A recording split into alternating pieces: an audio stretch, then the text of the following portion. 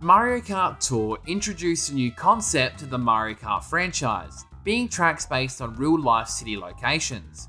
Not including all the different variants, so far we have gotten 11 city tracks introduced into Mario Kart Tour, with more expected in the future as well. These tracks are simply incredible. They have you racing in real-world places and exploring different landmarks of the city. Greetings everyone, I'm Swiftjar. Hello! And welcome to the Analysis and Comparison series. This series is where we explore the history of a track from the Mario Kart series and analyze all the changes it has experienced over the years. As you can probably tell by the title, we're going to be exploring all the changes to Wave 4 city tracks today. The 3 cities that are launching in Wave 4 are Amsterdam Drift, Bangkok Rush, and Singapore Speedway. We will go through each one separately in the order they will be appearing in Wave 4. I'm also being joined today by Mario Kart Tour legend, Sammy D from Kart Life. It's only appropriate. To better navigate the video, you can use the timestamps below. You can even use them to skip to the giveaway at the end. But small hint, just be subscribed and you'll be part of the giveaway regardless. Rightio, let's go ahead and start with Amsterdam Drift. Amsterdam Drift is a race course which debuted in Mario Kart Tour. It is named after and inspired by Amsterdam, the Netherlands. Amsterdam Drift will soon be releasing as part of Wave 4 as the very first track in the Fruit Cup. Like with a majority of Mario Kart Tour city tracks, Amsterdam Drift has 3 routes: Amsterdam Drift 2, and Amsterdam Drift 3. Each track variant has you exploring different parts of the city, offering further insight into the Netherlands culture and featuring several landmarks from the city. The first route takes place through the Zandschans and the streets of central Amsterdam. The second route takes place into the Singel Canal. And the third route takes races through the tulip fields and some parts of central Amsterdam. There are 2 unique facts about Amsterdam Drift as a city course in Mario Kart Tour. Firstly, portions of this course are set underwater in the canals of Amsterdam, making this the only city track with mandatory underwater driving. And secondly, the first route of this track starts in the opposite direction compared to the other 2. As mentioned before, Mario Kart 8 Deluxe will be bringing back Amsterdam Drift as part of Wave 4 of the Booster Course Pass. This version is a combination of the 3 routes from Mario Kart Tour, with significant visual improvements of course. In particular, the canal section is much more vibrant in colour, and the water appears clearer when seen from above. Additionally, the boat has been turned around to fit the revised backwards route. It is currently uncertain what the route of the track will look like, but each version is definitely utilised. All competitors will start off going in the same direction as in the first route. The roads used for Amsterdam Drift 3 are navigated both in the normal direction as well as in reverse, with the section through the tulip field being driven in the right direction and the section with the trams driven backwards. Drivers are however seen racing through the first route in the correct way, and the second route in reverse. Since Amsterdam Drift 3 is reversed from the first route in Mario Kart Tour, a road connecting the first and third routes is accessed at some point during this race, which is not used in Tour at all. Amsterdam Drift is the 4th city course that will utilise paths that are not part of Mario Kart Tour, and also the 4th city course that is partially based on a reverse variant of a route from Mario Kart Tour. This screenshot also showcases that getting hit by a tram now actually makes you spin out, unlike in Mario Kart Tour. And that's all the changes that I'm able to spot for Amsterdam Drift. But the video isn't over here, so let's go ahead and start looking at Bangkok Rush. Bangkok Rush will appear as the first track in the Boomerang Cup. As per its naming convention, it is named after Bangkok, the capital city of Thailand. Allow me to pass you on to Sammy D from Kart Life, who will discuss the course in Mario Kart Tour and all the changes it has experienced in Mario Kart 8 Deluxe.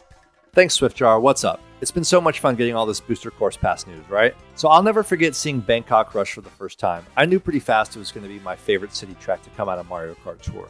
The Southeast Asian vibes, the colors, the music, and in particular all the multiple branching paths up and down. The words actually came out of my mouth that this track was giving me Ninja Hideaway vibes. Yeah, I said it. Having these multiple paths to choose from, it always helps make a track feel more epic. And this track is no exception. Bangkok Rush offers a unique racing experience with 3 distinct routes across its variants.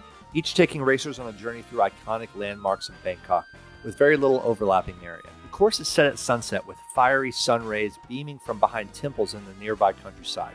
It looks absolutely stunning. In Bangkok Rush 1, racers speed by the Chao Phraya River and the Make Long Railway Market, the tiny little market that the train actually comes through in real life. While Bangkok Rush 2 takes them through Esplanade Racha Dapasek and the Train Night Market Ratchada. The third route showcases the Giant Swing and Democracy Monument. All courses include the BTS SkyTrain and inky piranha plants as barriers. Very nice touch. And a shout out to the legend Ganesha, the remover of obstacles. That's that giant pink elephant statue. What sets this course apart is the fact that the third route starts in the opposite direction from the other two. Now, in Mario Kart 8 Deluxe's Wave 4 of the Booster Course Pass, we have Bangkok Rush coming back as the first course of the Boomerang Cup. The course has seen several changes compared to its Mario Kart Tour version. It's much brighter and paler with a hazy atmosphere and fireworks in the sky. Miniature rant here, but this is a trend we've seen in the updated graphics for the Booster Course Pass that you also see in some big CGI-heavy superhero movies, which is boosting the brightness and the glow effects of the light sources so as to kind of wash out the image, and in this case, cover up some of the more simplistic tour-style models.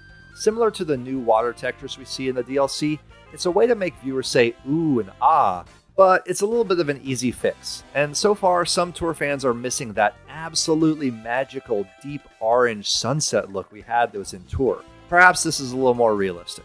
As for other changes, the wooden plank path leading up the canopies on the left side of the Make Long Railway Market has been removed, while the right side remains open to go up. Interesting. Koopa paratroopers have been added as spectators near the Train Night Market Ratchada, with sidesteppers taking the place of parked tuk-tuks in Bangkok Rush 3. And it's too bad we don't see the tuk-tuks. They were a great little detail on tour, and we even got a playable cart design based on a tuk-tuk. It looked so cool.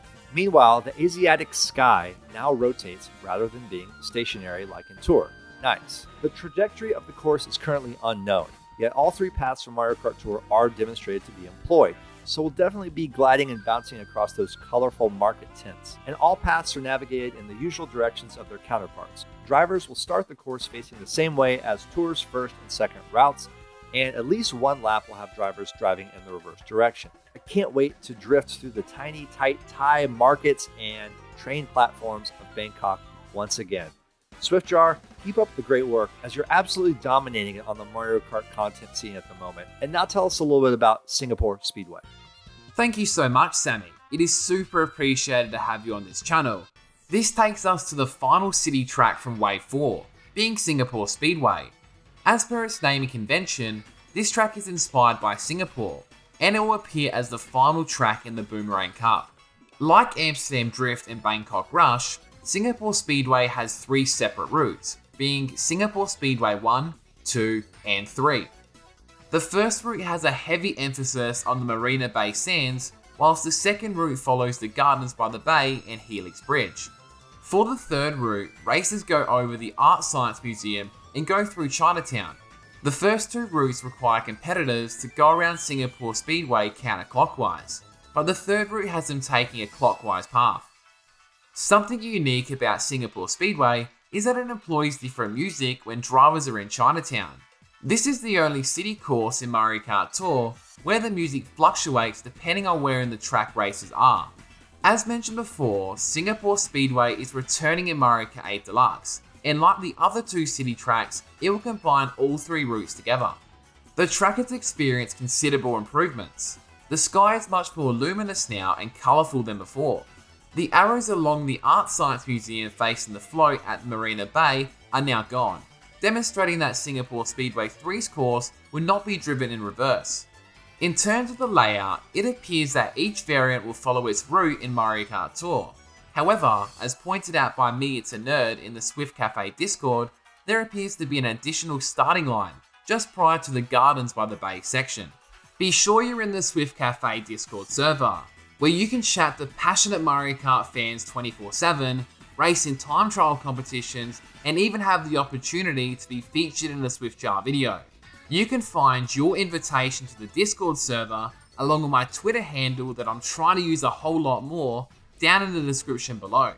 The Art Science Museum section of the float at Marina Bay has also been renovated too, with a new glider ramp and a set of item boxes.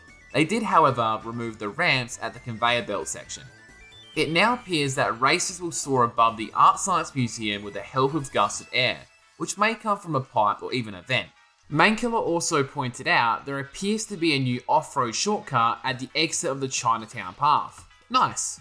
And the final change that I was able to spot is the fact they took the tour signage from the blend off. I'm not sure why they did that. And there you have it, folks. These are all the changes that Sammy D from Kart Life and I were able to spot in Wave 4 city tracks. Once again, a massive thank you goes to Sammy D from Kart Life for joining us today.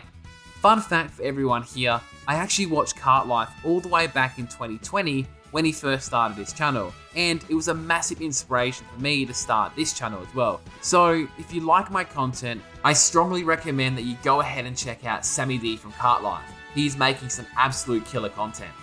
Let us know down in the comments section below what city track you're most keen to race on, and of course if we did miss any changes.